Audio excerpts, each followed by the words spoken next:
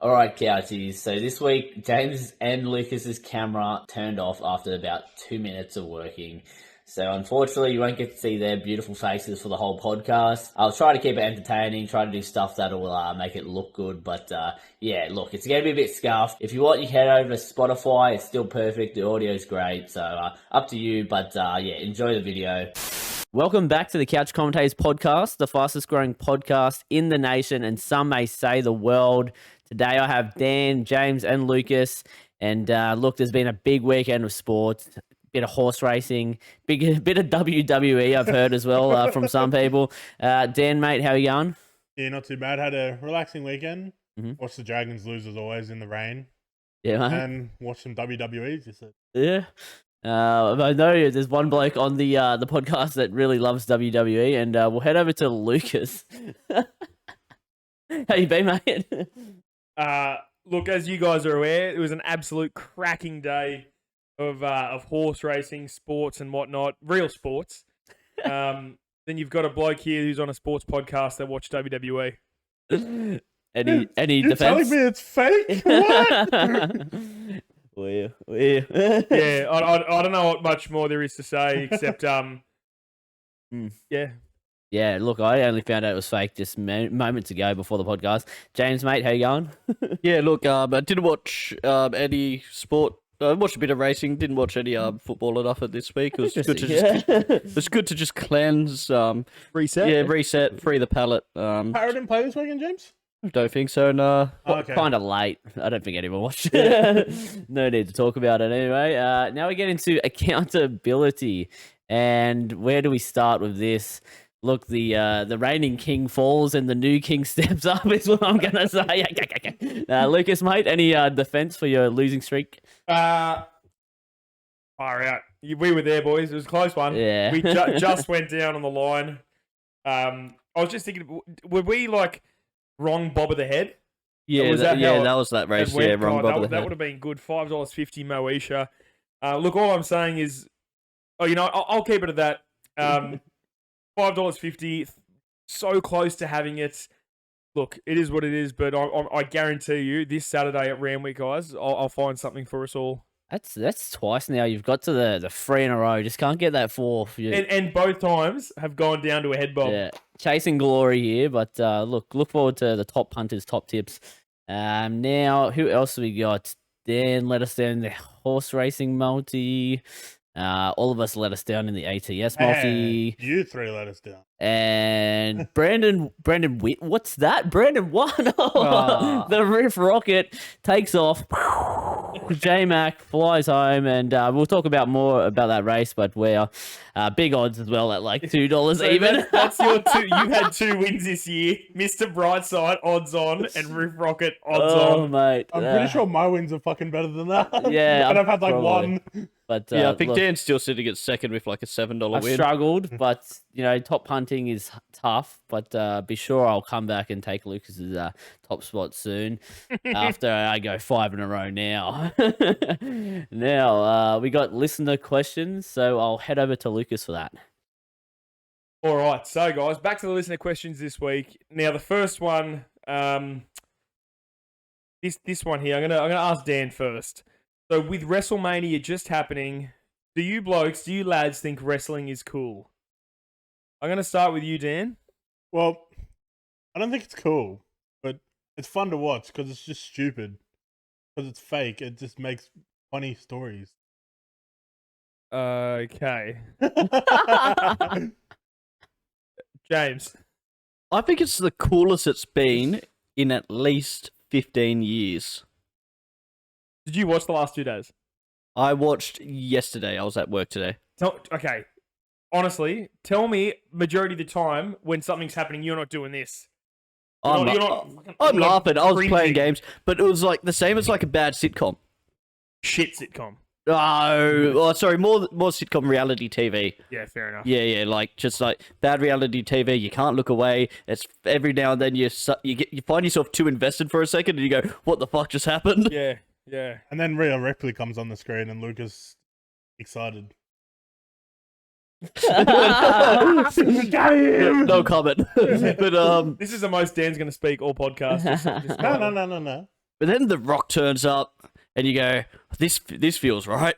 I think he acts too much though. Oh, he does. Dude. He's too Hollywood now. Yeah. His head's gotten a bit bigger since he owns a stake in the company as well. But I like that he played into it, telling the ref to, don't you make the call, don't you count. Just, I don't know, I enjoyed it. I definitely think it's, like, just on TikTok and stuff, it's the coolest it's been in the last 15 to 20 years. Yeah, cool. It's definitely not cool, though. Yeah, no, not at all. Brandon, what about you, mate? Me think it really cool. I think the question sounds like it was asked by a 12-year-old. Honestly, yeah. No. Actually, like a 15-year-old, because you're like testing out whether your friend at high school. You think it's cool? Like, oh, you think it's cool? Yeah, it's really cool. Look, I think with James in a way, like they've brought Logan Paul, and as much as I don't like Logan Paul, but they got KSI there as well. Like they're appealing to the audience of the younger generation, trying to get people on board again. I know you heard that the WrestleMania was all right, so I don't know. I didn't really watch much. I tuned in a little bit because you guys were talking about it. Yeah. But yeah. Also, there was nothing on because for some reason Rugby League decides to start at like 4 o'clock on a Sunday. Right. Not that I would watch any, but 6 o'clock. Oh no, 4 o'clock. You're right. As for cool, I think it's subjective. All right. So, this is my opinion now. So on Sunday, yesterday, I said, "Oh yeah, it's WrestleMania's on. It's on Foxtel. I'll have a gander." I watched, I reckon maybe 2 minutes before I said to myself, like out loud, "Are you fucking serious?" This is, mate, when I was a kid, when I was like, 10 years old, or like 8 years old, so I was about 13 or 14, I fucking loved it. I thought it was the coolest thing ever. It is so fucking shit. Like, for lack of a better word, it's shit. Yeah. Like, mate, like the Rock's getting punched in the face, and then he's standing there waiting for a bloke to take 6 seconds to turn around and run into a rope and run back. I think part of growing up is going from WWE to MMA and boxing, right? Where it's actually real, and you don't have 12 seconds to do a spinneroonie fucking 360 no scope off a goddamn turnbuckle. Top turnbuckle. And okay, you're out of nowhere. Oh, mate. And also it hasn't helped. Like getting better and better cameras does not help a sport like sport entertainment like WWE, because now you can see that they're not punching. Where back in the day, a bit blurrier from a distance, and everything looks like, oh, that hurt, and then they cut themselves with their little razor blades. Yep. Take me back. Just cringeworthy stuff. Like, don't get me wrong, mate. The blokes running around today, Randy Orton, Edge is now not there anymore apparently, but all those blokes that I grew up with, like, you respect the hell out of them. But I'd have to get paid to sit there and watch a full 2 hours of like Raw or SmackDown because it's so fucking shit. Yeah, I can't see myself watching a Raw or SmackDown, but I didn't mind just having that on in the background yesterday. Oh, background for sure. But like, if you had to sit there and watch it, no. Yeah, just no. No, it's not cool in my opinion. Take that. It was cool when when I was 7, and I've grown up to watch MMA now. One day you will too, Dan. I watch MMA. No, you don't. You don't watch any sport except rugby league, dude. And I watched the boxing last week. Dan, all you had to do was say, "Are you going to tell me half the fighters in the MMA aren't that cringy you can't listen to?" Colby Covington, bro. Colby Covington. Yeah, but at least they can back it up. Yeah. Anyway, that's my opinion on wrestling, and everyone here's opinion on wrestling and WrestleMania. I'm gonna say it wasn't cool though. I think that's what we got. 3-1. Yeah, or 3-1. 2-1, 3-1. It's not cool. So yeah, Oaksy's coming with his latest question. Look, I actually had to think about this in the car on the way over. I forgot to have a think about this. Yeah, because you're probably watching wrestling. How many chickens would it take to kill an elephant? Could chickens kill an elephant in the first place, Brandon? Look, if we go by WWE script, maybe we could like write up a script where one chicken gets the job Oh, done. like Rey Mysterio versus the Great Yeah. Khali. Yeah. But Fuck 'em. You remember those fights? Yeah, those dude. fights were the funniest things in the world. This little midget flying around and trying. It gave like small little kids in the world like some sort of hope they could win in a fight against someone bigger. Then they tried it and they got fucking I squashed. think nowadays they call that small man syndrome. Yeah. that makes sense why I wanted to fight so many people. But so how many chickens would it take to kill an elephant? I'm thinking. So what would my theory strategy is? There would be that many pecks at the legs, so you'd get the blood pissing out, and then it'd fall down and die. That's so. I'm going to go with. I'd carry the 2, carry the 1 plus the 3.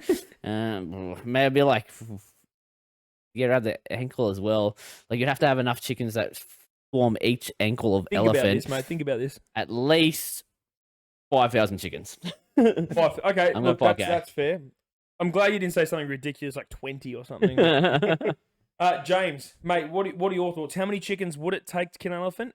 Could chickens kill an elephant? Do you allow roosters that have been brought up in little basements that Hold on a might second. fight What and sport's be this? very aggressive? My favourite sport, cockfighting. Is Mate, that what that's about? oh, mate. Oh, yeah, there's the other cockfighting, but Fair, that's more in urinals. But, Sword fights. look, if you get 80 of those chickens fucking fired up, maybe. But I reckon at least 522 doing the math. 522. 522. Dan, mate, what are your thoughts on this one? Oh, fuck. You'd think it's got to take a lot of chickens. Like, chickens are like this big, and an elephant's like 20 times the size of me. And, like, so I'm going to say at least 6,942. 1,942. Okay, fair. Now, I'm going to throw a curveball here.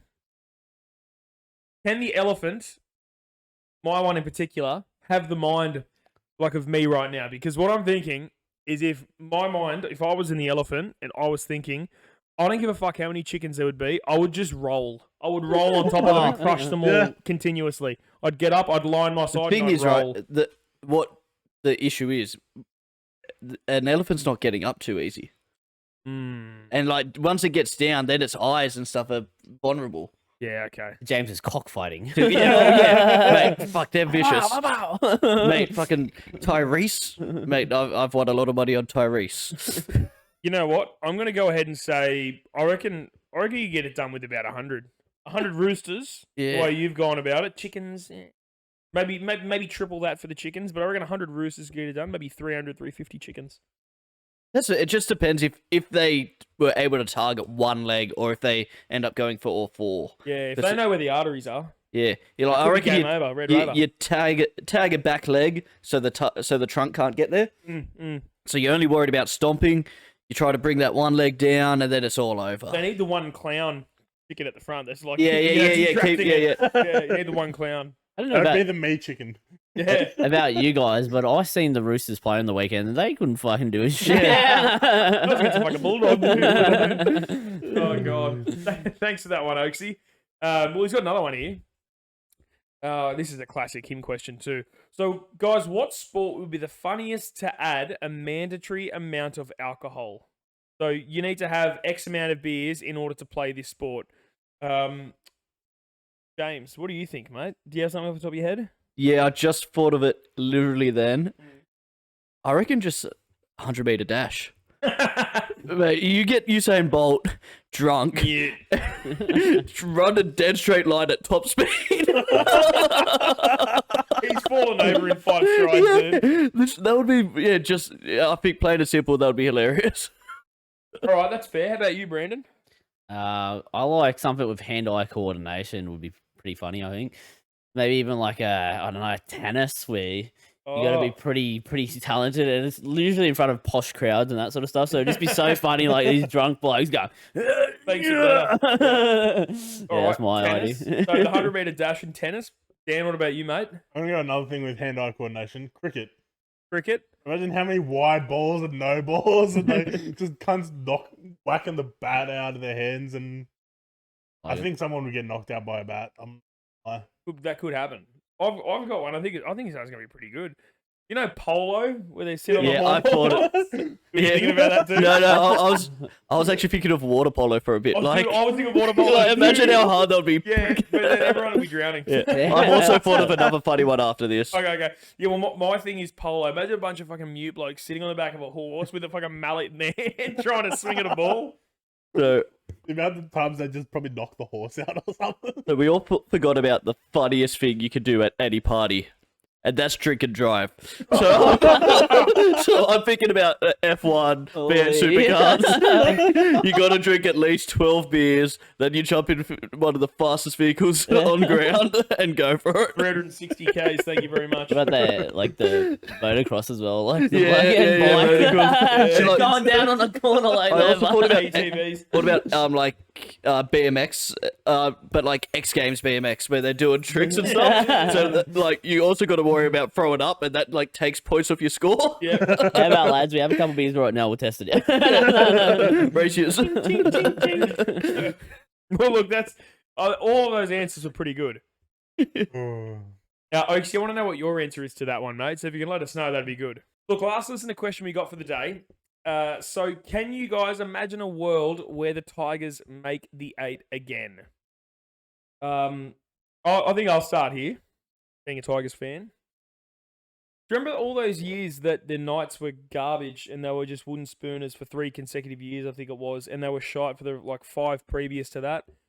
When they made the 8, there was not a whole... I mean, obviously they made the 8, good on them, but it wasn't like, hell froze over or whatnot. I don't think it'll be any different if and when the Tigers make the 8 again. Brandon, I want your opinion, mate, seeing as how this seems like a you question. Does seem like a question that I'd throw out. It took Kalen Ponga to have a Dally M And year. Mitchell Pearce. And Mitchell Pearce. Look, for Knights to get up there. I don't think Tigers can ever make the 8 again. So, look, I don't think we have to worry about the world being with a Tigers there. Holy shit, these guys get clapped by us 2 weeks ago. Listen to him chat. After this week, they got humbled. Yeah, look, that's why. missing all these players. Do you think look at missing all these players? Dan, what do you think, mate? I just want to say, don't worry, I won't be making these excuses next week. Ooh. We have a full squad, full strength team, so it's all right. We don't. I think we're in a bit of strife anyway. I don't think we match up well against you blokes at all. Mate, this time when Parramatta were playing the Tigers, I thought we were full strength as well. And then we lost Moses and Cartwright in the next 20 minutes. Fuck, we're going to lose Ben Hunt tomorrow. Can the Tigers make the top 8 again? Can you imagine a world where the Tigers make the 8 again? That's a simple yes or no answer. No. James?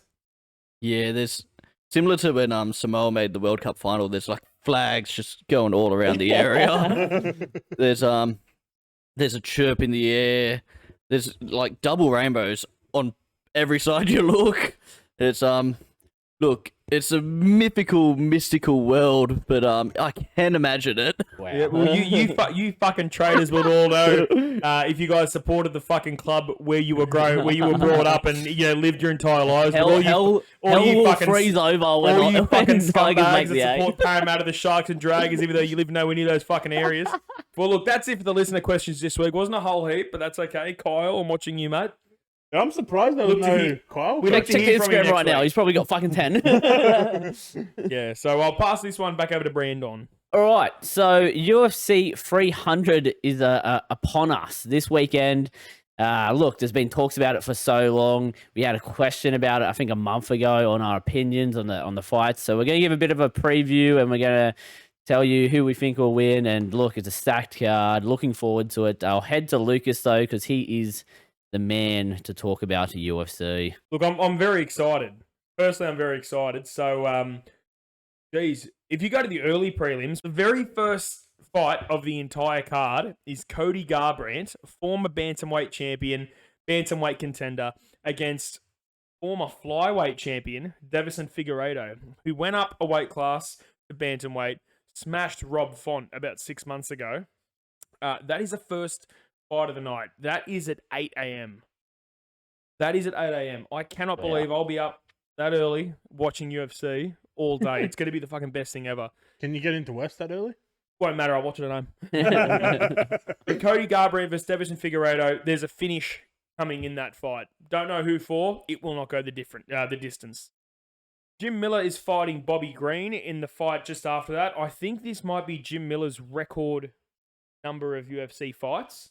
Look how many fights. Yeah. That's his record, but just UFC fights. He could be coming up to maybe his 30-something fight in the UFC, which is fantastic. Wow. Bobby Green. Now, if you guys remember, a few months ago, he was on the receiving end of one of the worst stoppages in UFC history against Jalen Turner. In my opinion, I think he's come back a bit too soon. I think Jim Miller might be getting the finish here. And then one of the main early prelim fights, you got Jessica Andrade, who's a former title holder in the women's strawweight division. This is the third fight into the night. Maybe 9 a.m. and Jessica Andrade is fighting. It's an absolutely ridiculous card. If you go to the prelims now, like the main prelims, miss my favorite name in the UFC, Renato Moicano. Renato Moicano, who has the best post-fight interviews ever. Yeah. The prelim card. Good God, mate. Look at this. Sadiq Youssef versus Diego Lopez. It's a good fight there. Kayla Harrison. Holly Holmes versus no one. No picture there. Mate, you watch your fucking P's and Q's, bro. That's Kayla Harrison. She's a weapon. She's a fucking weapon. I'm telling you. She's no Rhea Ripley. She ain't no Rhea Ripley. She's no Rhea Ripley. Then you've got in the featherweight division, Aljamain Sterling, who 1 fight ago was the bantamweight champion of the UFC. He's now fighting on the prelims against Calvin Kattar. That'll be a good fight. I reckon Aljo might... Actually, Aljamain Sterling's featherweight debut. How do you feel about that, Brandon? You reckon he'll be okay up there? No. I think he relied a lot on holding and wrestling, and be tough in a bigger division. Dan, thoughts on that fight there, mate? Aljamain versus Calvin Kattar? I reckon it's going to be a good fight. It's going to go down to the wire, I reckon. But in the last round, someone's going to get knocked the fight. Wow, so it's not going to be a decision. Yeah. Oh, okay. Fair enough. So, third round, anyone knockout victory? Yeah. Yep. Put your money on it. Responsibly. Now, the prelim main fight. Good God. Good Can God. we have Brandon pronounce this name? Of course. Brandon, you want to... Yuri Prochaska. Well done. That's because he used to be a pretty big name, if you know this, Dan. Yeah. Dan knows people such as... Volkanovski. The Rock and Triple H. I was going to say, does Conor McGregor still fight in UFC? Not for a long time. This is real fighting, Dan, not the stuff they write on bits of paper and say, you do this. His favourite UFC fighters are CM Punk and Brock Lesnar. One of them who did conquer it. Yeah. But that one who did conquer was also probably one of the greatest athletes of all time. Yeah. And also, we don't talk about him anymore. Yeah, forgot who that is. Anyway, Yuri Prohaska versus Alexander Rakic in the light heavyweight division. I would suggest, the light heavyweight division being as bad as it is, this is probably a number 1 contender fight. Prediction. Yuri. Yuri? Yeah, Yuri. I think so come too. back. Dan, prediction? Yuri. Yep. And he'll do a cool samurai. Yeah, he'll do his cool samurai thing. Now, the main card, guys. Here we go. It's just hit midday, by the way. You've had that many good fights. It's just hit midday. Bo Nickel versus Cody Brundage. Bo Nickel is the UFC's new superstar. So they've put him on the first fight of the main card. Cody Brundage has a whopping record of 10 wins and 5 losses. He was last fighting on a fight night, and he's being fed to the wolf that is Bo Nickel. And this is main card. This is disgusting stat padding that's been set up. Absolutely. This is early Khabib fights. Yeah. So look, I think Bo Nickel will make short work of Cody Brundage. Yeah. I really hope Brundage gets the win, but Dude, yeah, how you'd funny think would that be? Oh, just a knee knockout, like when Bo shoots. Yeah, he'll shoot for sure. Then the next fight, guys, we've got Charles Oliveira, the former lightweight champion of the UFC, fighting the up-and-coming Armenian, Arman Sarukian. That'll be a fantastic fight because Sarukian's known for his grappling. Oliveira has the most submission wins in UFC history. Does he go for a takedown, fall into a guillotine? Who knows? But that's a fantastic fight right there. Dan, who do you think wins that fight, mate? Charles Oliveira. Charles Oliveira. Any stoppage decision? I'll go stoppage. Yeah, knockout. What Gonna choke him round? out. He's knockout. He's going to choke him out. Okay. Knock out, choke out. So you go knock him out and then Wow. go for a I was little. gonna choke him out in the third round. No, yeah, I can see it. Like he's rocked him, but as he's rocked, he's taken the back. Rear naked. Proper lightning quick, Yeah. Mighty Mouse style. Yeah. Prime Mighty Mouse. Brandon, what are you thinking, sir? I like Dan's way of win, knockout, choke out. Choke out, James. Yeah, look, Sorry, Brandon. Sorry. I'll go Charles as well, but yeah, I do think it'll be submission. I do think Armin will go to get him, and Get caught in something. yeah, I reckon. Get a bit careless, be a bit too overconfident, that sort of thing. Most of the time, like those kind of wrestlers, they just love to hold you down for most of the time. Don't even try to lock you out. Where Charles will actually go for something. Yeah. James, you mate? Something about Arman. Yeah, I've just got a feeling. I feel like Charles might be a bit over it, which Over the is hill. sad because it's watching all your heroes fade away. But yeah, I like Arman. Fair call. I think look, it could go either way as well. So I'm gonna sit on the fence, get splintered. in this Wow, one. the fence Wow. dinner. That's mate. This next fight though, I've got very strong feelings about this next fight. Justin the Highlight Gaethje versus Max Holloway. Holloway goes up to lightweight for the first time in a while. The last time he did it, he went up to fight Dustin Poirier and got the absolute shit beat out of him. This time, my opinion, I think Justin Gaethje is going to Tony Ferguson Max Holloway. I think Justin's going to end him. I don't know if Max's chin will hold up the way Tony's did. For his sake, I hope it doesn't. I hope it's just quick and easy. But I think Justin's going to beat the hell out of him. That's my opinion. What about you, James? Yeah, I don't. This is just a sad fight again. Watching your heroes fade away. One of those. How about Yeah. you, Brandon? You forgot to mention this is the title fight, Lucas. This is for the. How could you Yeah, forget? the First title fight of the night. the most prestigious title in the UFC. Yeah, What's it called, Dan? What's his title called? Championship. The Ultimate, WWE. Ultimate World Fighting Heavyweight Championship. It's the BMF, Dan. How could you not know? This is the most prestigious title in UFC. He watches fake wrestling. This is the fake wrestling title, mate. This is the Rock walking out with the People's Champ title that he That's has. exactly what this is. Jesus Christ. Real fighting. Yeah. Which baddest it motherfucker. actually makes it worse Ah. because real fighters are holding up a title that's Yeah. the baddest motherfucker. How cringe is that, eh? So I do think Gaffji will win, though. Gaffji? Gaffji. My gaff man. Gaffji. Dan, I need your opinion here, mate. Looking at Max Holloway's picture, it looks like he's killed people before and belongs in prison. So I'm just going to go with Justin Gaethje. There was a time where he did. Like, this is... I think this guy looks like an absolute badass. I'm going. But roast. Gaethje is actually going to put Max Holloway in prison. Okay. He's the cop. I'm just saying, Max Holloway will probably get arrested before he gets to the fight. Yeah.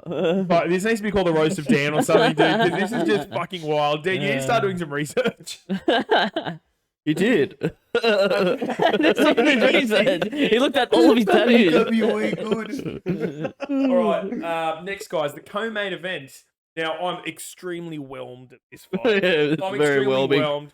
Now, look, I'm not a sexist. I'm nothing like that.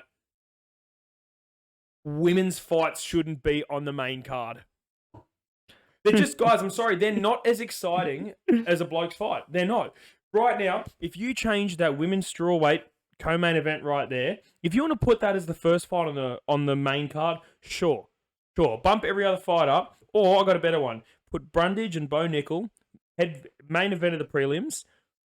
Put Wei Li and Yang Jianan as the first fight of Yeah, the main first or card. even second. It deserves a bit of respect, but yeah. But then you put Leon Edwards against Shavkat Rakhmonov in the Yeah. co-main event fight. You try to, mate. Okay. Okay. I'm going for a beer at this time. I'm going for a beer, and if I come Yeah. back, sick, I'm back. And that beer is going to take you about 15 minutes. But like, seriously though, these two are weapons. Yeah. All jokes aside, Wei Li Zhang and Yan Jianan. This is going to be the biggest fight, probably in Chinese mixed martial arts history. I am not a big follower, or I'm not very renowned with what Yang Xiaonan brings to the table. So I'm clearly, just for that, going to pick Wei Li Zhong.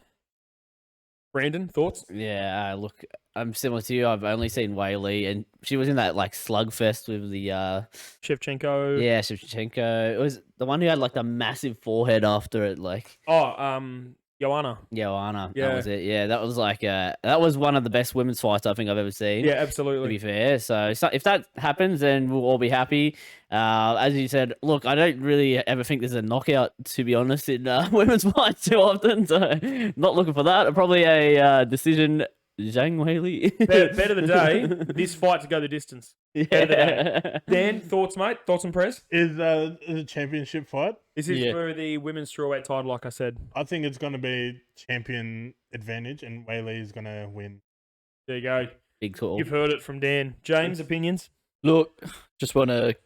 I also don't know what Yan Xiaoyan brings to the table, but I like her attitude in her photo. Wei Li Zhang, I have seen she's great, but for that reason, I'm going to go Yan Xiaonan. So he's gone with the upset. Yeah, There you go. we got to have some differing Looks opinions. Yeah, like 'cause she would have went to prison, so Yeah. I'm gonna pick. Well, James, that's a really good opinion. I've got a feeling we're all about to pick the same one. Yeah. So, the main event of UFC 300, you've got the ever-rising star that is Alex Pereira, from kickboxing 2 years ago to now winning a middleweight title, winning a light heavyweight title, and headlining the biggest card in the sport's history. Astronomical is, that puts it lightly. He's fighting Jamal Hill for the light heavyweight title. Jamal Hill, obviously a very good fighter, 12 wins, 1 loss on his record. I don't think he's fought anyone anywhere near as good as Alex Pereira, being the light heavyweight division not as great as it used to be. Jamal Hill, good kickboxer. Alex Pereira, just The best a destroyer, kickboxer. a fucking destroyer of humans is the best way to put Alex Pereira. I think he wins it by a knockout in the first 2 or 3 rounds.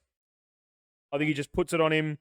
He's got that leg kick that, if you listen to interviews, apparently feels like a fucking baseball bat being slammed into your leg. I think he'll work on his front leg and then eventually catch him with one of those monstrous left hooks that he has. What about you guys? Control C, Control V. I'll just copy and paste that. Brandon? Pereira by distraction.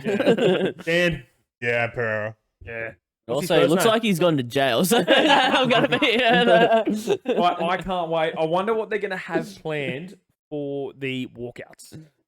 Because you know how he's always got his one walkout? Yeah. Oh, I'm so excited for it. I can't wait. Beautiful stuff there.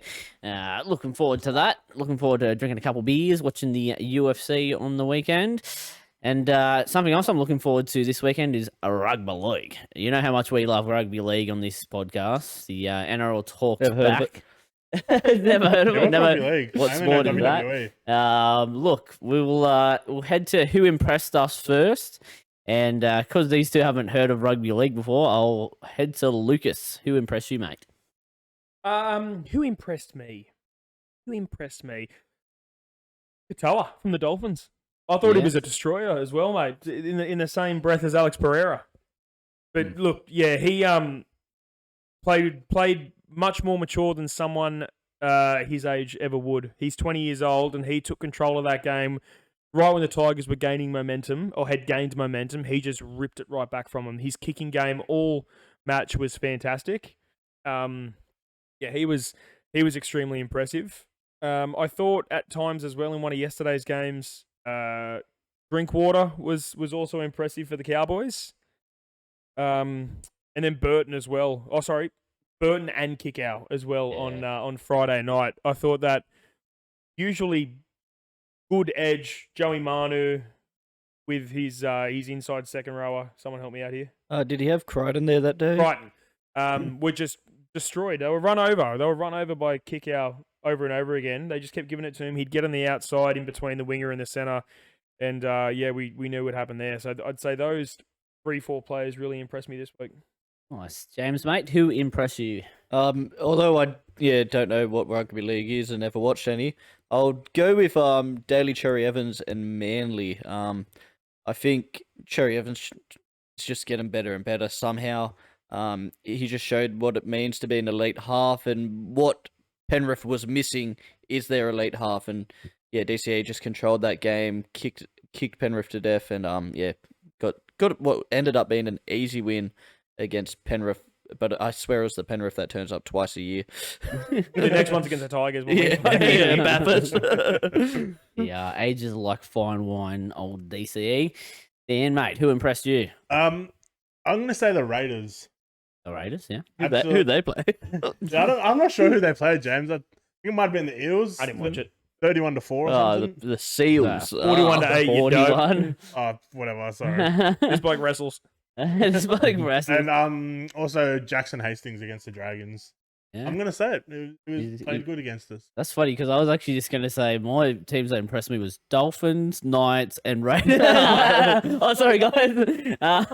We'll laugh at him when they go out and straight sets. Don't worry, dude. Who impressed me? The bye. They fucking was shit. I heard it was Golden Point. Yeah, well, it was close. It was close.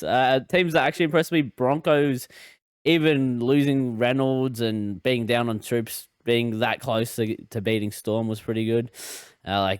Storm had Munster back, which was big for them. Other teams that impressed me: Raiders actually did impress me. Tomoko looks like a fucking weapon. What the hell, right? Dude, I remember seeing him play a couple of weeks ago against the last week against the Sharks, and I was saying, geez, he's getting better and better. And then I again didn't watch the game, but yeah, he seemed to step up again. Blake got an 87 on fantasy. Yeah, Like, that's fucked. I know he's already an international, but like he's scary for Australia. he's damaging, devastating. He like ran through like 3 or 4 eels at one stage and just fucking. Does he have a state of origin eligibility? No, Surely. Who's up Apparently. Blues. But yeah, that's all who impressed me. Now we'll go to who let us down. And look, I'm thinking all 3 of you have an answer here. I'll go to you, Dan, first. Dragons. Dragons let you down. Like, it was a shit game, and like The fucking weather was horrendous. pissing down rain. Yeah. But yeah, they played like shit as always. You Every see the week. bloke in a snorkel? That was pretty fucking Yeah, funny. that was actually good. I like that. That's good stuff. Reminded me of Sharks. So many people- Sharknado. So Everything many does people getting stuff. put into the signage as well, Yeah. like behind the dead ball line. Yeah, that was crazy. Surprised there wasn't many injuries coming from that. Sliding straight into it. Uh, Lucas, who let you down? Let me check my super coach and tell you. Dan Walker, Samuel Fainu, John Bateman. Did you Yeah, have let's go. Yeah, I had today. Of course, Oh. I had today. You Yeah, have Dom Young because he fucking went minus. dude, the bloke that I first captained him, you couldn't believe it. No, who let me down? Oh, look. I mean, not from my team because I've not seen this much heart from a Tigers team for a long time, so I can't really say anyone let me down compared to previous years. I'd say in the first half, the Roosters would have let their entire fan base down, but they've obviously saved face in the second half. I think the Rabbitohs are continuously letting Yeah. not just me down, but their fan base down. It looks like the inmates are running the asylum there. I'm gonna say Dylan Brown's letting me down a bit, dude. Yeah. Ooh. Yeah, sorry, mate, but yeah, that's pretty much without it. Moses, there he's looking a bit. Well, look, Shaky. You're in headlights. We're gonna Yeah. let James fire back. Who's letting you down? And Well, do you have anything about Dylan? So Brown? I'll talk. I'll get away the Parramatta stuff. It's probably the worst game I've seen Para play in about 3 to 4 years. I've seen scores get put on us, but by like a red hot Rabbitohs and stuff like that. The Warriors put a score on us like during Origin last year when we were missing half our team. Like it's happened, but I haven't seen us just be so soft. I know like it's easy to say Dylan Brown let you down, but like he didn't let in 41 points. Like we scored 2 tries down Dylan Brown's side. Like he's not playing outstanding, and you can tell that being the main half just isn't what he's good at. But he's still tackled his ass off for most of the game. But all in all, it was just so disappointing to see the defense be so weak through the middle and on the edges. Like losing to the Tigers, we didn't play too bad. Unfortunately, young Blaze Salagi missed 2 tackles, and like one of them was just a misread on it, and like that ended up costing us the game. this week they weren't even really going through Blaze. They were just going through everyone else. It was embarrassing, to put it lightly. Although I didn't watch it. So Parramatta let you down? No, what is letting me down is the refereeing this year and the bunker. Oh, you sound like your brother. No, this one was specifically in the Manly Penrith game. They are figuring out ways to make the wrong call. Like, that's been a knock on forever. And then they go, oh, but technically it may have gone back, even though he's running forward.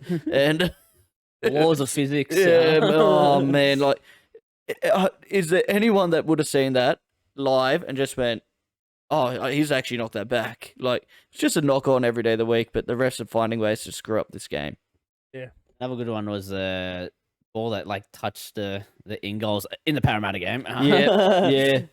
and they even see it on camera or on the up in the bunker, and then they go, yeah, nah. Oh mate, there was a couple. There was like I'm saying this literally didn't matter because we was that shit. But the first try where the guy flick passes it, he's on the ground, so momentum is doing nothing. He flick passes it 3 meters forward, it even bounces, so the video ref could have even called it a knock on. And I'm just going, what is wrong with our game? Did you guys see that Fatape, his second try? Yeah. Did you think that was a try? No. I said it wasn't, and No.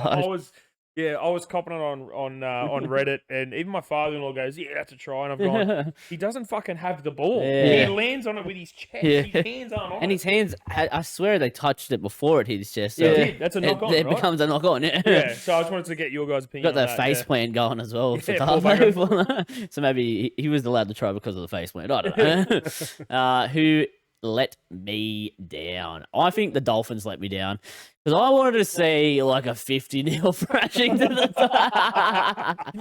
Can anyone believe this bloke holds onto a team's loss like him? I've never seen a more pathetic loser than that guy. Well, that's hard. I'm just giving my opinion here, and like Fucking shit opinion, bro.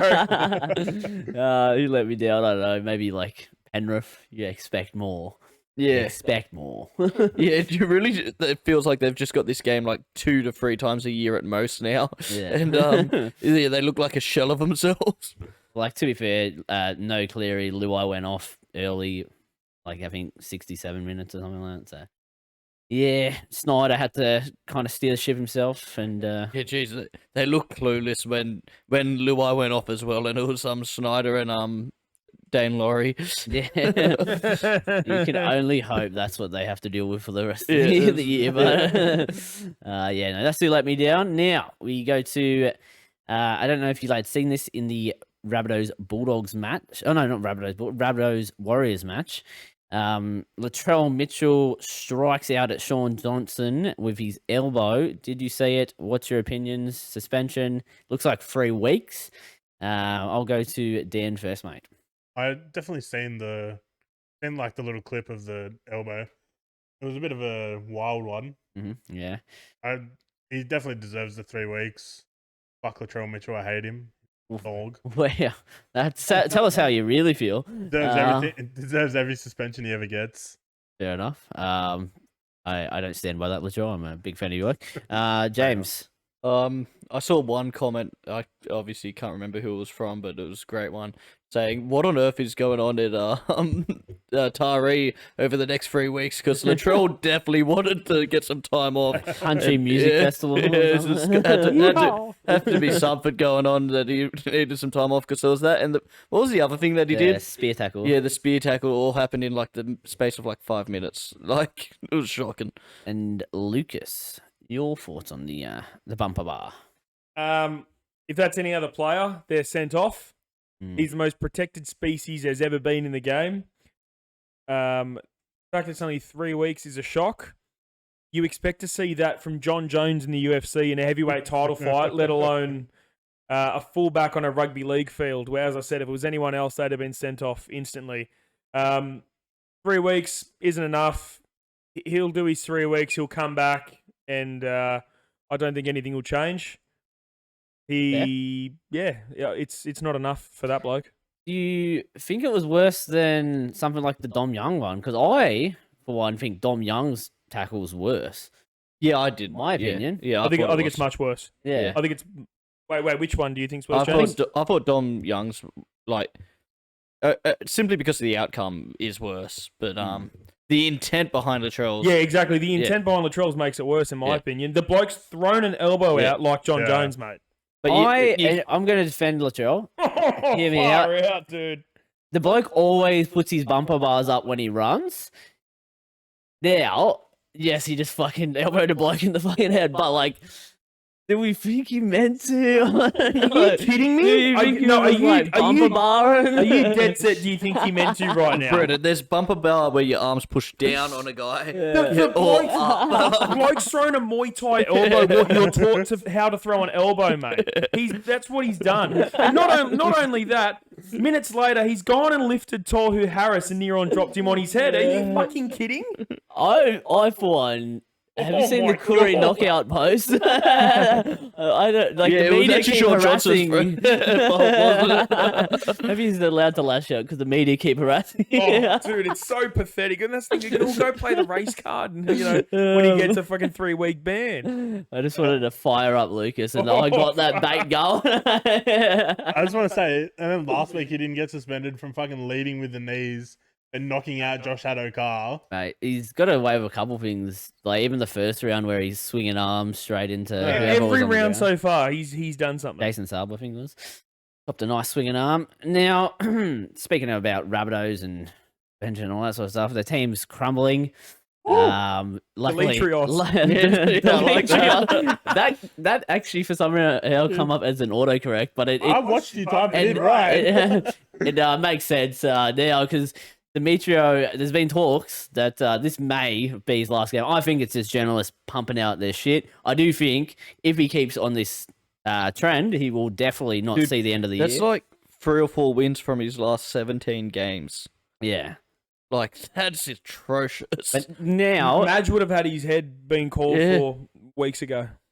Now with Ilias also injured in the New South Wales Cup, Latrell's out. It is quite a flat track for the Sharks to beat them this week. Yeah, can you believe the Sharks play him next week? Who are they getting beat by this I can't wait for Parra to play him for the first time this year when they finally find some form and everyone's back on the field and you go, oh, great. But yeah, look, if I think it's a win-win for Rabbitohs fans. They either get to beat Sharks and be happy about that, or they lose the coach, and everyone's been talking about how shit he's been. You'd think, I've seen talks of this Bennett comes back next year and Burgess, well, they'll try to get Burgess from England, but who knows what they would do, guys, opinions. I think Bennett's retiring after this year, I'm not going to lie. I think he said he wants to go on, I don't know. Yeah, I'm pretty sure he said that, he's open to it, I think.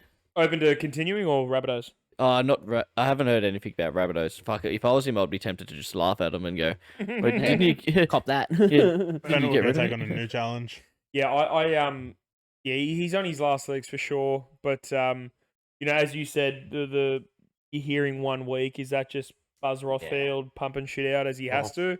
I don't think if he loses the next 2 or 3, then I understand. But we'll see. Demetrios. Demetrios. We should the newspaper, so they had Dimitri out. So we'll copyright that. We'll put a post on Instagram later.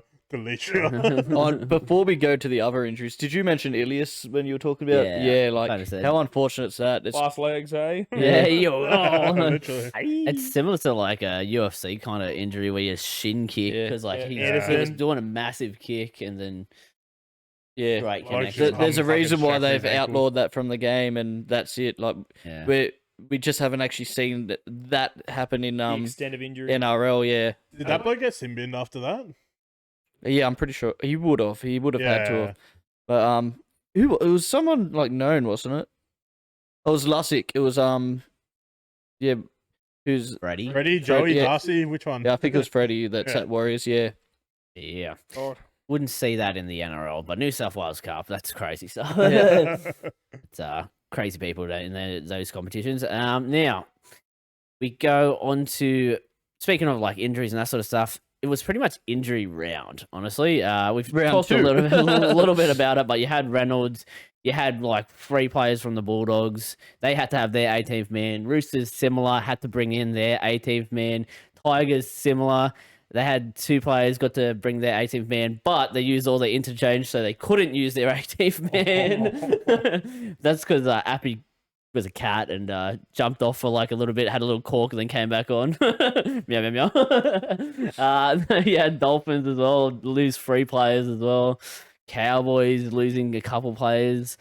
One being Zach Labart, ACL. James had him in the fantasy. See, ouch for Labart. Only super coach, but yeah, it sucked. To be honest, he was out this week anyway. Oh, you're already kicking him out. I almost got rid of him last week. Your super coach. Both. I guess. I've got people in high places. There was so many injuries this round. It is ridiculous, and I don't know if it's the fast pace of rugby league. It's just getting worse, man. Yeah.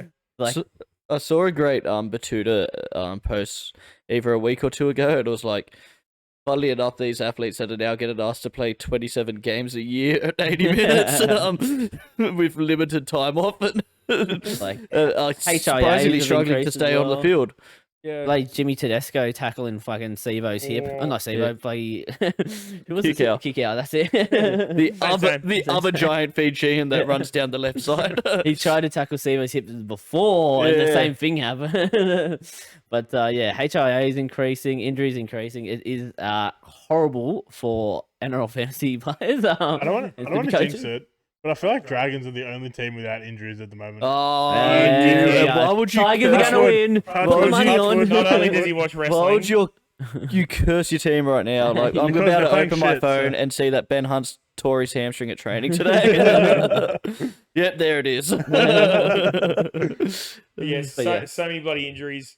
As you said, Supercoach fantasy ruined. No point. I'm gonna fucking delete the apps. I'm gonna start begging You might as well for. forget your password again, Lucas. Yeah. You know, like you ask for like extra bonus bets or stuff like that. I'm gonna start asking for extra trades from the fantasy. Surely they'll start feeling bad for us and do it anyway. If all 16 people in our comp ask for extra trades, Yeah, I reckon we could get it. I think so. I think we might be onto something here.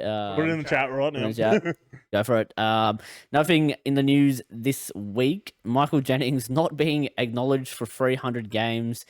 Now he has had a troubled past. And I do not agree with anything that he's done. He has been charged with assault. That's horrible. Yeah. How can I say that? He's also a steroid cheat of the game. Just like Sharks legend Paul Gallen. Hey, whoa. Hold up. He didn't know. Stephen Dank's a bad man. When he gave him that needle and said, put this in here, Paul. It's totally not What's drugs. this? This is your super soldier. Super serum. No, but how do we feel about not being acknowledged to play 300 games? I am of the opinion that they do it for some, but then others get away with it. So it does like.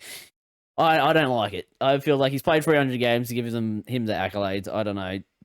Lucas. I can't wait for Matt Lodge to get to his 300. Yeah, that's what I mean. He'll get acknowledged for his 300 games. Like, what the Look, fuck? mate, if I cared about him or the Roosters more, I might, have some meaning behind this. But look, I suppose it is unfair that other people do get their recognition and he doesn't. But once again, he's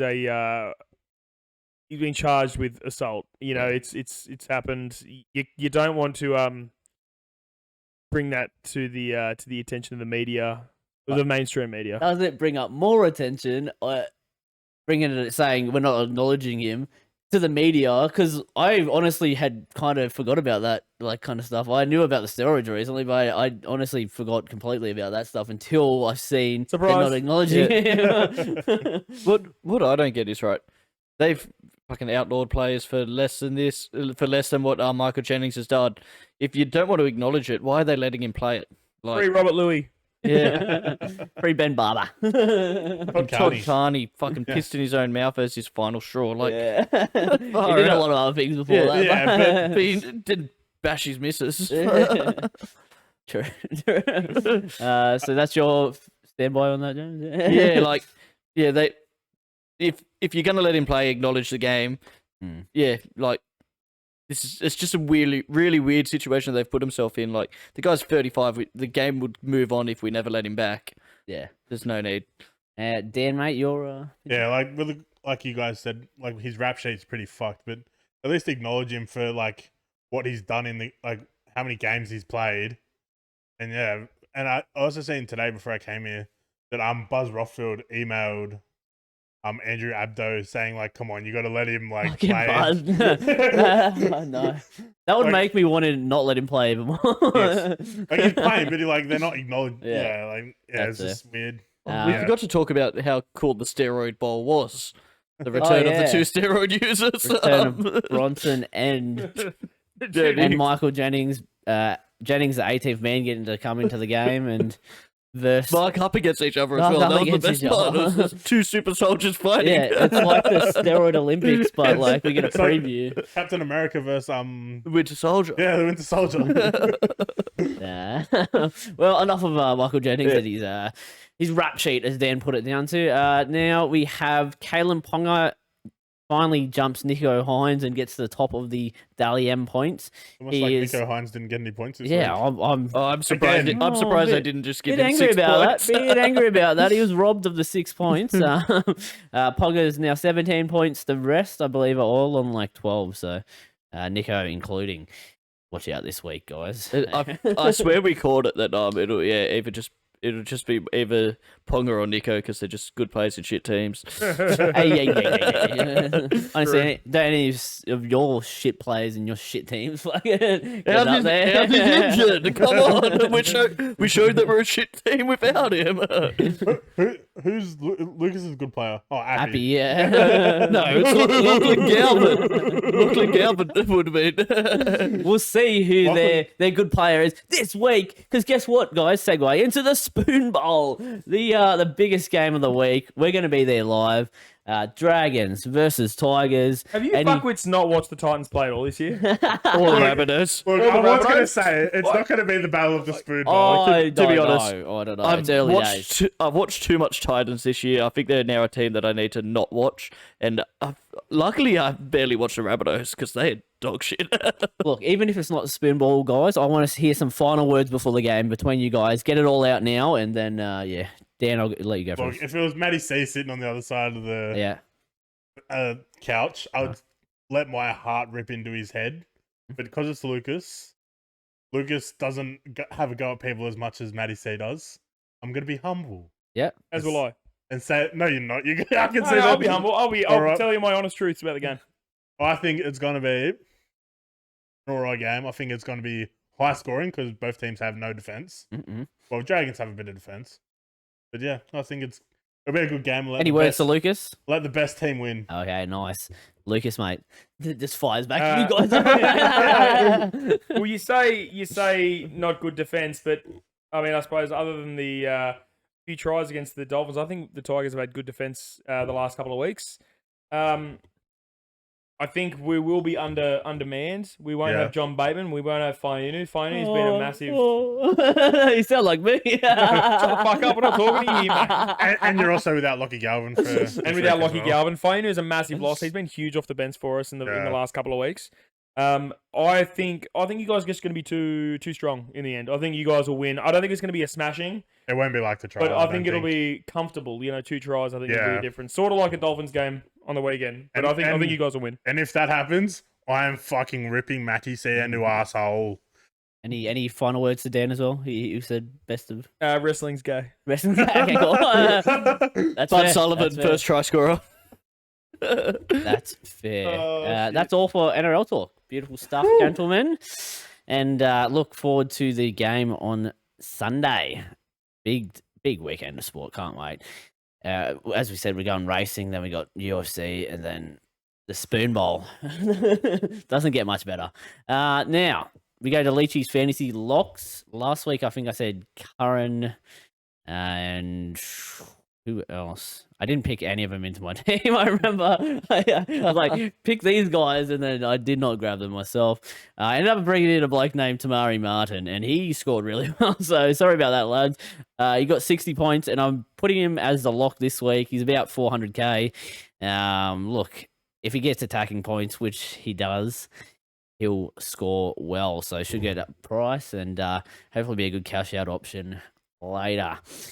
Now we go into the James. Do we have an ad read? So we almost had an ad read. I was thinking of this like memory wiping device, and then I just realized I'm thinking of the Men in Black bit. To like Get out of town. like erase a Sunday night that I just have no memories of anymore. But yeah, just I was like, oh, no, I think that existed somewhere. So yeah, not this week. Don't want to copyright issues. Yeah. You get like sued or something like that. Now, Dan, do we have a guess the athlete? Yeah, give me 2 seconds. It sounds too enthusiastic about this one. Yeah, he said, I'll have one. I'll have one. Now you probably just think, fuck, I didn't have one. Yeah, I honestly didn't think of one. Guess the athlete, WWE. Yes. Nah. Rio Oh, Ripley. mate, that would be genius. We would be going sport the whole time, going fuck. I swear, He's I'm the named current champion. Fuck. Cody Rhodes. What? Alright, let me get the timer up. We just I'm gonna go with Brennan. Damn, you didn't want to pick the fucking two smartest guys in the room. Fuck those two, they're gonna guess too quick. Shit. Alright, Brennan. Comes in. You have 60 seconds to guess the athlete starting now. NRL. No. Fuck. UFC. No. What does Dan like? Cricket. No. Wrestling, and that's it. No. Wrestling. No. Golf. No. NFL. No. Soccer. No. Horse racing. No. Car racing. No. basketball. Basketball. No. Hockey. No. Fuck. What Tennis. Tennis? No. There's the golf. Darts. No. Give the sport. Give the sport. AFL. AFL. Well, 30 how did I seconds. say that? Fuck, here we go. Sydney-based team. Yeah. Swans. Yeah. Okay. How many Swans players do I know? Oh, I know who it is already. Is the bloke fucking kicked 1,000 goals? Maybe. Name Buddy Lance Franklin. Yeah. Okay, so it wasn't current players. That was all time, was it? Yeah. Okay, fair enough. Brendan never said current player, so Yeah. Beautiful. I was gonna go with fucking what's his name? Tapley. Goods. Tapley. The fucking Hall. I'd like you for. Barry Hall. Yeah, I Yeah. couldn't think of his I couldn't think of his first name. I was trying to think like who fought fucking what's his name? Paulie and then- G. Arguably lost that fight, but God give Yeah. him the Would it be funny draw. if you said like yes to a boxer? Boxer. Yes. I'm sitting there thinking like, how the fuck is he not thinking of AFL? Yeah. Lucas probably Yeah. seen it in my eyes. I'm sitting there it's going, hard. The worst part is like, and it goes to show how little was on the Sunday. I actually watched like half a game of AFL on the weekend. It's hard when you go past Oh, the mate, it was sports weird. and then you're like, you can't remember which ones you've already said, and you're like, fuck, what did I? What did I? That's why I was like, I've been in that exact situation where it feels like you've said every sport you know, but there's obviously stuff you've missed. So I'm like, Dan, just give him the sport. I said darts. Fuck. I was hoping it was the Luke Littler. Yeah, I was like, surely Dan bring him up. Okay, All right, well, time for me to go to sleep. good stuff, Dan. As Dan has just announced, we have horse racing. The boys were there to see the Randwick races live, but I'll go to Lucas this week for horse racing. Good God, what a fantastic race day. What a great day. You love it, Dan. Yeah, mate, you guys stick to your bullshit Just fucking... unplug Dan's mic Yeah, for a seriously, minute. unplug Dan's mic. We get more input from the fucking disconnection than him anyway. Yeah, look, what a fantastic day of racing. We woke up, and a few of us woke up early Saturday morning to the sound of rain. And we Bucketing down. and we were certain there was no races on that day. But good God, come 7:30, you look outside, the skies are blue, there's water everywhere. But the track manager, Michael Wood at Randwick, says the races will be on today. We couldn't believe it. We were watching the media prior to it, and they were going on about how good the track was. Now I thought maybe they're just blowing smoke, just trying to get people involved and get ready for a good day.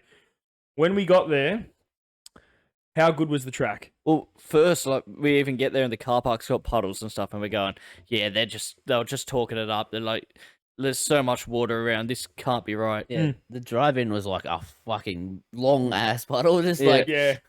Then what we go down to the standing area to watch the races, and we've even feel on the ground there, and we're going, hang on, There's no moisture. yeah, this isn't muddy. It's a little bit damp, but it's not muddy.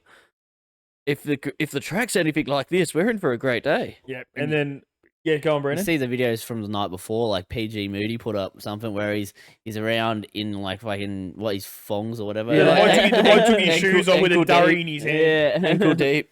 and it's just like swimming in water pretty much. Yeah. So, firstly, props to the track manager and all his staff who made the day as good as it was. We'll go for the 5 of the premium races of the day. So first up, you had the $1 Million Country Championship final. So that's for all country trainers and all the country races in Victoria. They obviously have a heats and whatnot. And so that's the Coonamble, Wagga, Dubbo, all the winners of their particular race tracks championships, then come in to the championships final on day 1 of the championship. Now, Ascarta, at the juicy odds of $26, flew to the front from about the 250. Now, it definitely wasn't the $2.50 favourite Bandy's Boy who was being propped up as the bet of the day. That was going backwards at this stage. But Ascarta pulls away from the field to win impressively and dominantly at the $26 odds. I don't remember the name of the trainer, I apologise, but that's $1 million payday for him. And to a country trainer, that would change so much. Oh, that's a life-changing amount of money to most people, and yeah, good on him. Yeah. Guys, the English sires, Stormboy looked $1 million. He looked monstrous, as J-Mac says, a gorilla. But the bubble burst. The bubble burst. I wonder how Tom Magnier and Coolmore feel about paying $50 million for Stormboy, who to this day has not won a Group 1.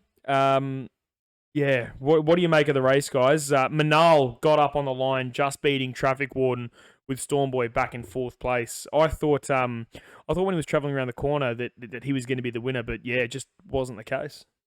Ended up being a good race to watch, although my eyes kept drawing back to Stormboy running 4th, going, "What are you doing?" Yeah. But the finish was nice and tight.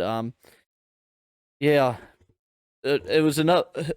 We had decent days on the punt, but this was another race that did not see Manal winning at all in any of my predictions. But it was a great race. Those two, Manal and Traffic Warden, sort of pulled away by about a length and a half, 2 lengths on the 3rd placed runner.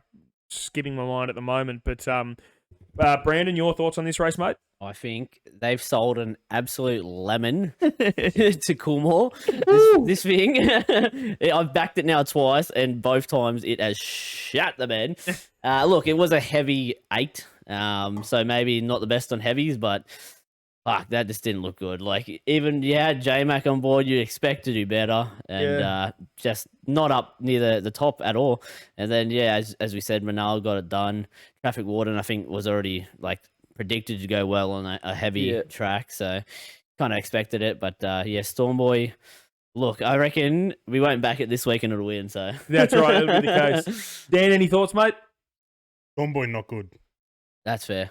Okay, guys, next up, the TJ Smith Stakes. This was billed as Imperatriz, the great New Zealand / Melbourne sprinter, versus Peter Moody's super horse, I Wish I Win.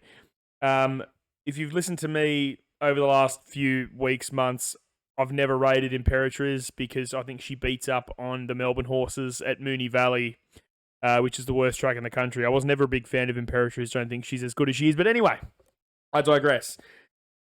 If you listen to the Peter Moody podcast, like a few of us here do, there's a little note that you can pick up on when the boys of his podcast are talking, and that is, if Peter Moody has a horse in a big race on that weekend, you've got to be on Moody watch at the races. You've got to be on Moody watch.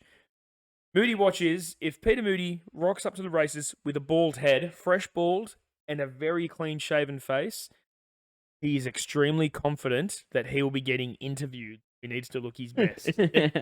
Now, we were on Moody watch. It's the whole reason we went to the races. That's right. We were on Moody watch, right? We're looking for him.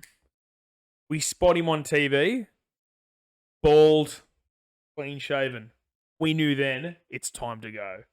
We knew it was time to go. Now, we didn't go on a few of us went on. Yeah, I may have loaded up responsibly on I Wish I Win. Yeah, but not only do we load up responsibly on I Wish I Win, we loaded up intelligently on Chain of Lightning. Yeah. Didn't we? Yeah, it was almost like a stakes bet where I ended up getting what. This is why I was responsible. I ended up even for the race because of Chain of Lightning winning it. Yeah, just a couple of bucks here and there. Yeah, what odds was it? She won. Chain of Lightning won the TJ Smith Stakes at $26. Oh, And I think James, you and I were the only two people in the wink stand cheering. yeah, Cheering. yeah. No, everyone was like, "What the fuck? What fucking horse is that?" Yeah, and look, fantastic performance from J-Mac. Great ride from Damian Lane. Couple of hard ones in that race. So Espiona, with clearer running room, if you rewatch that race, Espiona might come close to winning that race. She was fantastic storming home.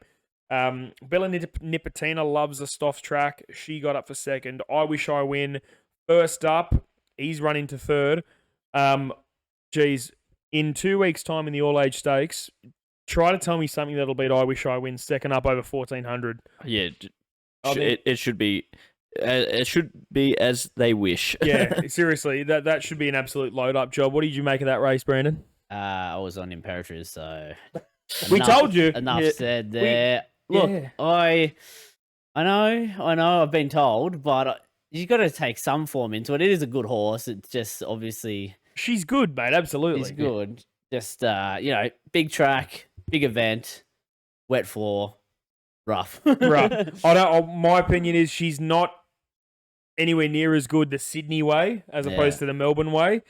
And as I've said numerous times, the horses she's been beating in Melbourne are not I Wish I Win. Yeah. You know? And like Moonee Valley pretty much just became a home track. It was Yeah. Well, Yeah. they showed the footage of the one win that has against I Wish I Win. Like Yeah, from they fucking- showed the footage when I Wish I Win was a maiden horse. Yeah, Yeah. bring it back to Good the God. I reckon if you get those two to race, 10 times, I would say I Wish I Win probably wins 7 of them. I think he's that good, I Wish I Win. Yeah, but that's also a good saying. Like, we do think Imperatrice is good. Like, Yeah. Hats Oh, off to absolutely. the owners for like finally fucking bringing it to her, Having a dig, yeah, having a for sure. crack. I they think would it have took their been first spew loss when for them before to be that like, rain oh, maybe I'll bring predicted. it Like, over. I'm surprised they let it run. Yeah. Well, I mean, that's the thing. If they didn't bring her for this, Yeah, will they bring her for the Everest or will they just stay in Melbourne for a couple of more easy Group 1s? Who knows? But guys, Celestial Legend wins the Doncaster. Look, a fantastic race. One of the greatest races of the calendar year. The lovely Randwick Mile. I was on another wheel for a big collect. Didn't see it out.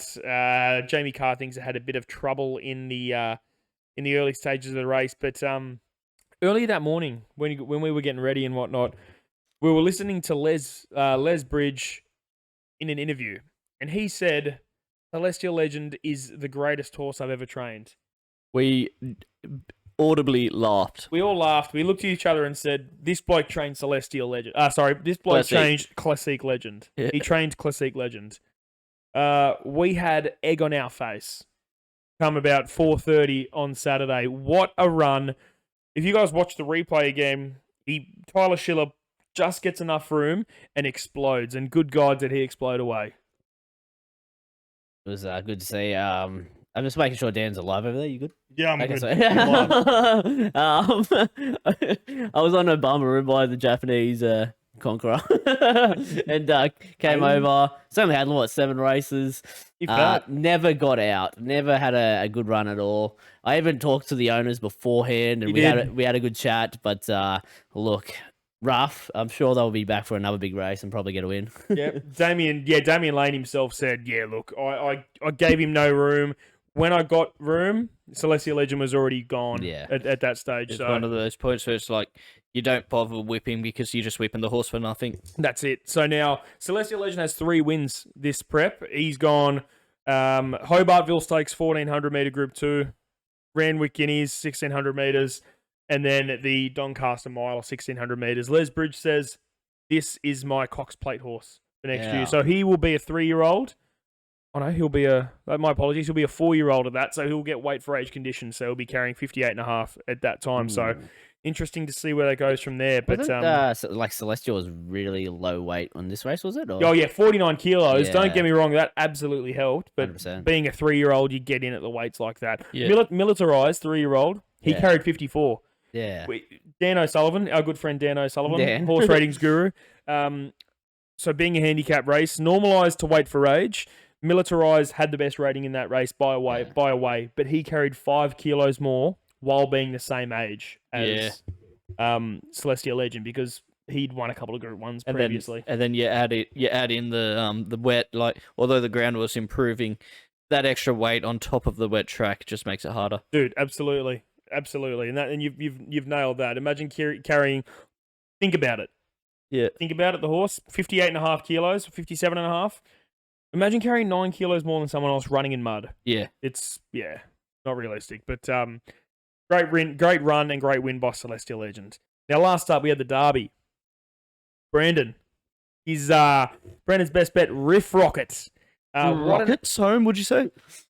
Rockets home. What an absolute peach from J-Mac, winning the Derby on board Riff Rocket. Now, Chael Wolf, you guys remember a horse I earmarked probably about a month, 5 weeks ago on this one. Backed him at 26-1. He was so close. Swap the runs, Chael Wolf wins, but you can't do that. J-Mac, best jockey in the country, takes that inside run, gets it and goes, while Blake Shin had to go wide on Chael Wolf. I think those two might be fighting it out in some of our weight for age feature races over the next few years if they both continue in training. But what more can you say about J-Mac's ride? Mate, I was so scared when I seen Joe Wolf coming down, or CEO Wolf, or KO Wolf, Hey, old Wolf, coming down the outside there. But actually, never in doubt. Brennan's Leachy's lock was never in doubt. Best bet of the day. Set it for the whole week. Riff Rocket to the moon, It was mate. the only short favourite. Other than Espiona in race 1 that really got up. Espionage, sorry, Espionage, yeah. But yeah, it was the only short favourite to get up all day. It was the one that we weren't on. Yeah, I know. How good. Up But that. guys, that's a cracking race. When two horses are slogging it out for 200 meters, that's what you want to see. Dan, your opinions? Was good race. Riff Rocket Rockets home. Yes, thank you. Dan, I'm going to challenge. Okay. Anyway, I'll add to that after this, guys. Today, Monday, the 8th of April, is a day in history. Winx's filly went through the Inglis sales, lot number 391, and she has broken all yearling records. The Piero and Winx filly sold for $10 million. Wow. $10 million. Fucked. So that went back. So the buyer of that was Woppet Bloodstock, who is Deb Capetis, the original owner, one of the owners of Winx. So she's bought the rest of the shares out from the ownership group. She's bought her out, and she is now the sole owner of her and Woppet Bloodstock, are now the sole owner of the Winx filly. Wow. Now they've confirmed she will race in the Riff Rocket colours, the purple and white stripes, and will be trained by Chris Waller when she's ready to go. Great choice. Great choice. This is like match made in heaven, perfect ending to a story. Because there was a US racehorse owner, tycoon, whatever you want to call him, who for the last few days has been hell-bent saying, I'm not going back to Australia without this filly. He went to $9.5 million, and that was that. He couldn't go any more than that. It was A lot of money. It's a lot of money. It's a a lot of gamble money. as well, because obviously with that kind of bloodline, you hope that it's gonna. Well, yeah, it might never win a race, but the Yeah. residual value from the bloodline, you've got Winx, one of the greatest racehorses in Australian history. The dad Piero by Lonhro. Lonhro's dad's Octagonal. Those two, Octagonal and Lonhro, two of the greatest racehorses ever. Piero's the highest rated 3-year-old Australia's ever seen. It's if breeding was, how it should be. This is the greatest horse of all time Yeah. in front of our eyes. Yeah. But that's just not how it goes. Yeah, if breeding was like math, Yeah. it was. Yeah, that's how it would go. But look, fairy tale ending to a fairy tale story, really, for Deb Kapitas. Chris Waller will obviously feel honoured training this filly. So we'll keep in touch and see what happens from here on out. Who do you think gets the first ride? It'll be J-Mac. James Yeah, Miller. has to be J-Mac. Also, what do we think in names? I like Me Winks It amazing. Me Winks It amazing. I like that. Pinks. I like, well, yeah, it's a purple, isn't it? Like, yeah, some pinks kind of make Well, it. Maybe like Piero chinks. Winks, pinks. Yeah. What was it? Octagonal? Octinks. Heptagon, who knows? Heptagon. And look, guys, this Saturday we are back at Randwick Racecourse. Ooh, This is just a little. This is a little what we got this a Saturday. little teaser. We've got the Arrowfield 3-year-old sprint featuring Osmosis. Ooh. We have got the Tab Percy Syke Stakes featuring Lady of Camelot. The Golden Slipper winner, Drifting, Anisa, Amina. There's a whole heap there. We've got the Sydney Cup over 2 miles, 3,200 metres, featuring some Melbourne Cup runners here. So this will be Ooh, interesting. Keep an eye out. Get the black book out. We've got the Queen of the Turf Stakes over 1,600 metres for fillies and mares handicap. We've got the Australian Oaks where Orchestral and Zardozi do battle again. And then, of course, we've got the headline of the day, the Queen Elizabeth Stakes, where Via Sistina takes on Pride of Jenny, Mr. Brightside, and Cascadian. That's Wow. going to be an absolute beauty. That'll Stay be tuned. good. That'll be good. That's it for horse racing this week, guys. Any moral bets for the weekend? I'm very close to saying Via Sistina will be Yeah. a moral. I'm going to have a bet on Via Sistina for sure. I want to see how she goes with Pride of Jenny being the bunny. Can she chase down that Pride of Jenny bunny? Yeah, because Pride of Jenny will, and it doesn't slow down. It just She'll look the it'll pick winner that- at the 100, dude. Yeah, She'll it'll look the pick winner. that pace and just keep going, and it's whether you get there or not.